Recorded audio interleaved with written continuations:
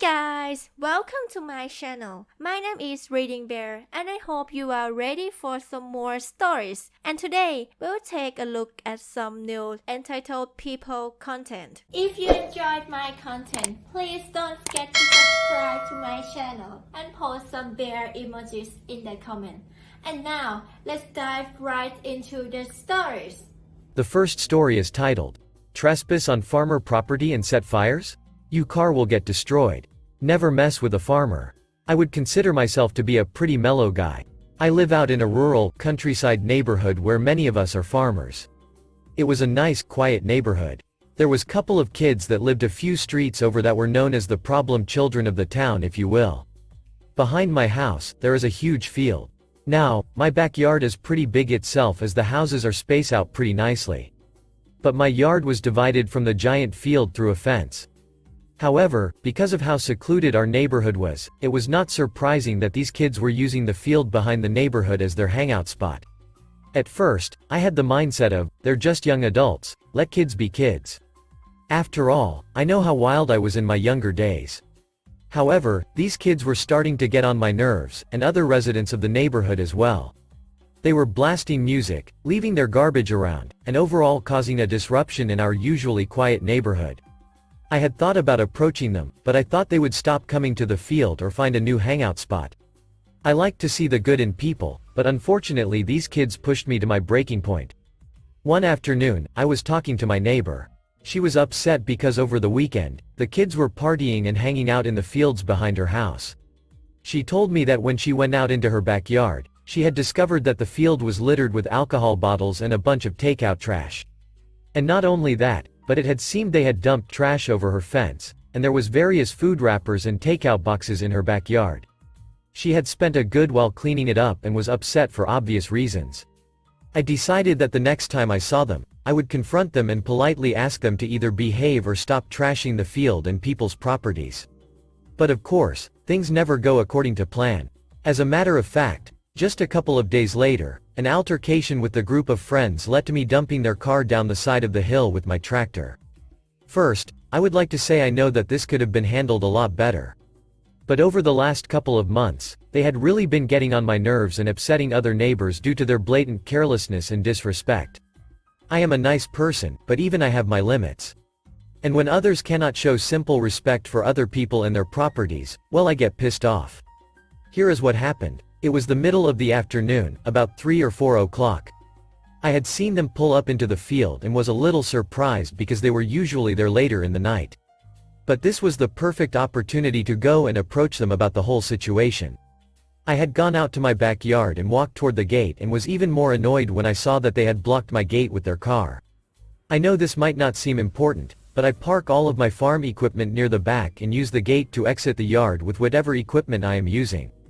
It also irritated me how once again, they had zero respect for my property. They just saw it as theirs to do whatever they wanted with it. As I approached the group of friends that were not too far from my gate, I asked them if that was their car. They had said yes and asked why I wanted to know. This immediately put me off. It was clear that I was the resident at this house, and they were questioning why I wanted to know who was parked outside of my gate and blocking it. I had told them, nicely, I might add, that they were blocking my gate and I needed to move because I was planning on moving one of my tractors. They immediately started swearing at me and told me that the field was not considered part of my house, so they did not need to move. Unfortunately for them, this just ticked something off in me. So, without saying anything, I unlocked my gate, and turned back around to get in my tractor. And once I was in my tractor, I carefully maneuvered it in order to pick up their car. This obviously frightened them, and within no time one of the guys, who was shirtless for some reason, and started pounding on the window of the tractor. And then I drove my tractor over to the edge of the small hill and rolled his car over the edge. I almost hate to admit it, but it was kind of satisfying seeing these kids, who had caused so much disruption and chaos in the neighborhood, get their revenge. They had plenty of opportunities to apologize, pick up their trash, and move their cat, and they did not, even when they were met with respect and kindness. Without saying anything to them or getting out of the tractor, I drove back into my yard with my tractor and got out, locked the gate, and went back inside. Of course, the police were called, and I had to speak with them. There is currently an ongoing investigation, and it actually looks like things are going to work out in my favor. I told the police officers the truth about what I did, and the events leading up to it. I expressed my frustration to the police and had explained to them how I politely asked them to move their car from in front of my gate. I also saw them speaking with several other neighbors, so who knows what will happen in the end. I am just really glad those douchebags got their karma. The next story is titled, Fail to Fix Your Tenant's Unsecured Front Door? Get put on blast by local news. So, a couple of months ago while away from my apartment, I got a phone call from the leasing office asking if I was inside my apartment. I said no. They said that I needed to stay away from the apartment until they called to let me know it was safe to go back. Naturally worried, I asked why. They said that a man had broken into the building's attic and had managed to use the attic access in my apartment to enter into my apartment and was now barricaded inside. After about a 6-hour standoff, the police kicked open my front door and pulled the guy out. As a temporary fix for the door, the maintenance put a new strike plate on the remaining splintered door frame so that I could at least close it. Thinking that they would return the next day to complete the repair, I was cool with this. Now the temporary strike plate only allowed me to close my door but wasn't actually securing it. The broken door frame that it was screwed to made it so that a little bit of weight applied to my door would rip the whole thing apart again and allow easy access to my apartment. Obviously not secured or a long-term solution. After calling and talking to the management in person just about every other day for 4 weeks without anyone coming to fix my door, I decided that enough was enough. I needed a secure door for my apartment. The office kept saying, "We're working on it," without any actual repairs attempted. So, I decided to go to my local news station which has a Consumer Report investigative team. This same news station had reported on the initial incident the month prior and were very willing to do the follow-up story. They came out, took some video and did an interview with me. They then tried talking to the management but ended up getting kicked off the property. They put together a beautiful segment for their nightly news that perfectly displayed the incompetency of this leasing company. Watching it was a very beautiful moment of revenge for me. The next day, the entire maintenance crew was at my apartment and replaced the whole door and frame with a shiny new one. The next story is titled, Funny Homeowner Association Story. I serve president for our homeowner association of 11 units. We manage everything in-house. We also have a secretary role that keeps notes and distribute emails to all the units on any updates. We recently had to replace our entry intercom system for the front door. This new system is very straightforward where it has a display case to show what codes to input to connect with the person you want to get buzzed in by. The secretary has been managing the previous directory. I gave her an updated list with the codes/names for her references. I also included a directory template for her to plug in everything. The new intercom has specific dimensions that you need to use to place the printed directory to display correctly. When I sent her the directory template she responded, "I don't care for the alternative template that you found, but whatever you want to use is fine." She uses a template that she generated in Excel for the previous intercom. I advised her that the new intercom requires specific dimensions that you need to use in order to display the directory correctly. Fast forward 5 days later, I get back from vacation and I run into her in the hallway. She looks very frustrated. I asked her what's going on. She replies and tells me she's been trying to format her template for the past few days to update the directory and hasn't been displaying correctly. So, I go on my computer and fill out the template that I found, and as I was about to place it into the intercom she starts yelling and saying this is my 10th time trying this and if you want to ducking use your template go ahead. I was very perplexed why she would react this way. I explained to her already that template requires specific dimensions to display directly, which is why you are experiencing issues. I showed her and bam, the directory was resolved first try. She has a hissy fit and runs back to her unit. Given it's holiday times I thought maybe there was something more that caused her to react this way. So, I call her and asked what is going on. She said, "I've been managing this process for years and having a hard time with this." I gave her tips to what she might need to do help display her template better. After a few more tries she got it done. Basically, all she did was replicate the template I provided her instead of simply using the new one. After several multiple attempts and frustration, she finally figured it out. The last story is titled, Construction Revenge 10 Years in Making and Why I Will Never Have Another Business Partner. A little over 10 years ago, when I was a young carpenter, I met a guy who I'll call Chad because Duck Chad. Chad was a new hire by the company I was working for and became my helper. We got along famously even though he was 10 years older than me. He didn't mind working under a 23-year-old carpenter as an apprentice. Chad and I had worked together for 6 months when he brought up the idea of starting a business together. He figured between the two of us, we could easily run a crew and build houses. After talking it over with my pregnant girlfriend, now wife, we decided that it would be better for me to be an employee, but still a 50% partner for tax reasons and insurance purposes. Chad said that was fine with him. So, we started laying out who was take care of certain aspects of the business.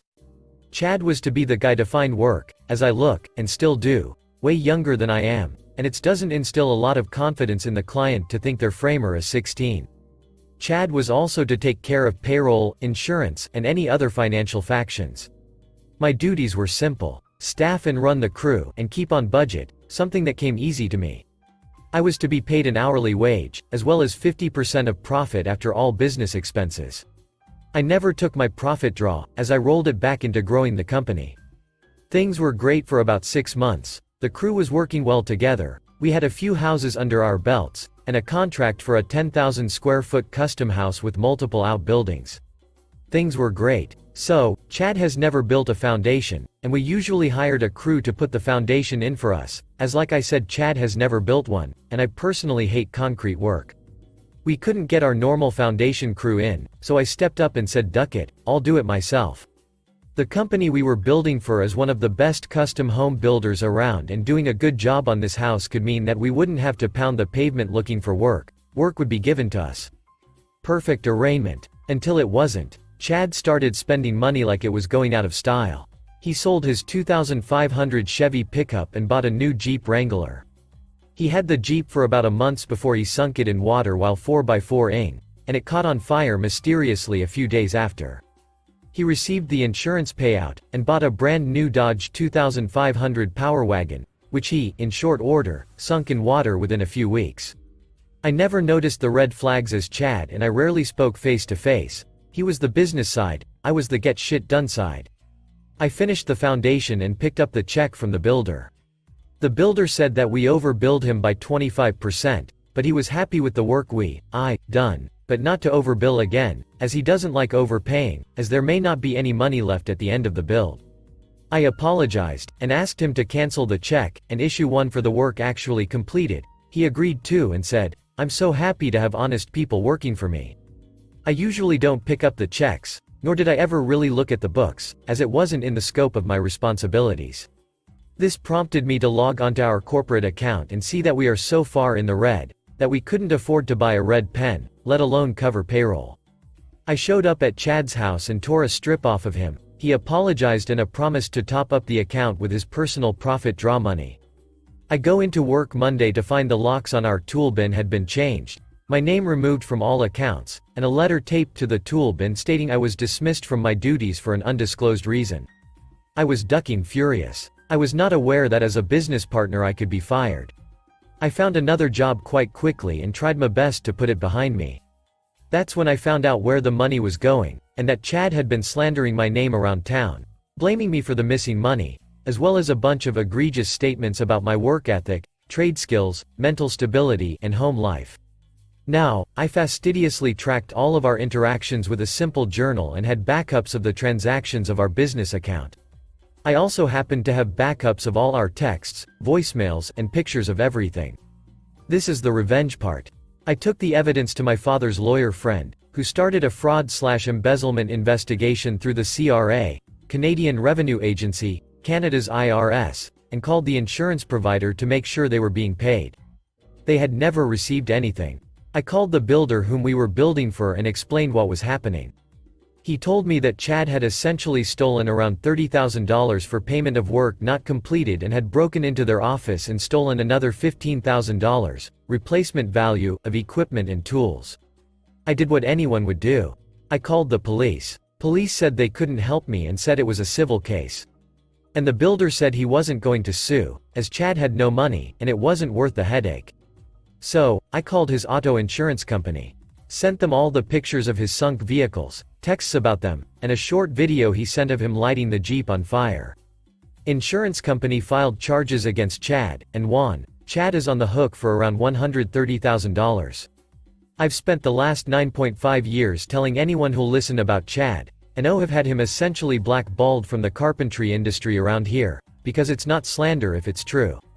I have also looked up his criminal history, as it is public domain every 3 months or so, and make a point of showing up at his court proceedings or offering myself as a character reference for the Crown prosecution. So, I've gone out of my way to remind Chad that he can't duck me over without repercussions. And no, this doesn't end here. Years have passed, and I am still pissed off. I receive a call from a guy offering me a job. It was the builder that Chad screwed over, not remembering that we know each other. After I explained who I was, and this bridge is burnt due to Chad, he still offers me the job. Medical, dental, company van, gas card, corporate credit card.